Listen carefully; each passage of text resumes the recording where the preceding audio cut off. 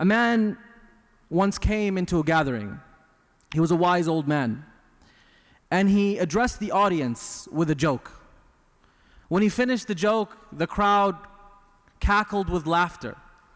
And then he went to repeat the same joke over again. And in the audience, fewer people laughed.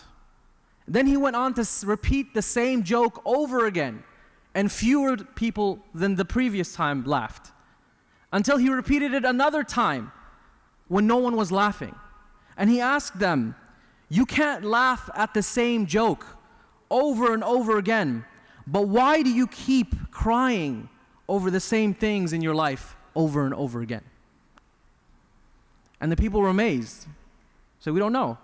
Why is it that we can laugh only at one joke, but then it becomes old? But when it comes to a saddening event or something that brought us pain, we can cry over it even if it was 50 years. Even if it was a lifetime. You will cry over the same thing if you simply remember it or something triggers that in you. And he said, do you know why that is?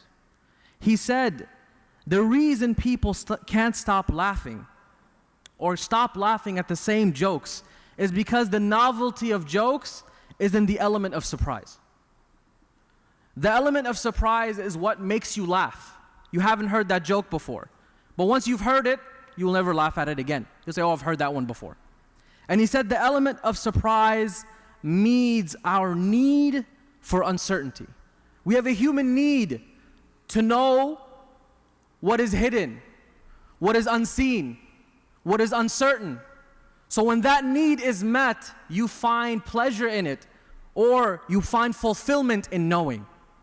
But rather, when it comes to crying, it's the exact opposite. When it comes to crying and sadness, it is the element of predictability, of certainty, that drives many of us to cry over the exact same things. And this story showed a powerful thing to this audience. He said that the reality is our drive for constantly wanting to feed that element of uncertainty, to constantly want to hear news that brings an element of knowledge to us, makes us something which in fact makes us as addicted as drug addicts to drugs. And that is called being an inspiration junkie. An inspiration junkie.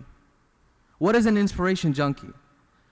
A cognitive therapist said that an inspiration junkie is someone whose energy is high and they're always excited to know about the next big thing, about hearing the next new news, the details of an event, and to follow it up with more details and more details until they become addicted to this, or they become addicted to entertaining their love for wanting to hear information, and they get a high over it.